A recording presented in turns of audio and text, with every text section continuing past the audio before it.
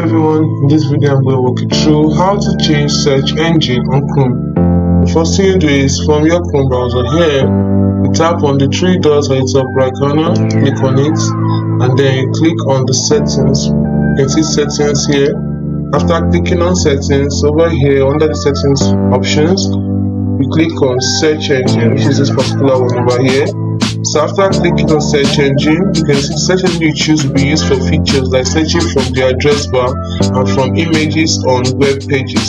So you can learn more by tapping on this. Right now my search engine is Google, so I can change by clicking on change and change. I have other options like Microsoft Bing, Yahoo, DuckDuckGo, Yandex. I can set the one I want as default. So that's it. This is how you can simply change search engine on Google Chrome.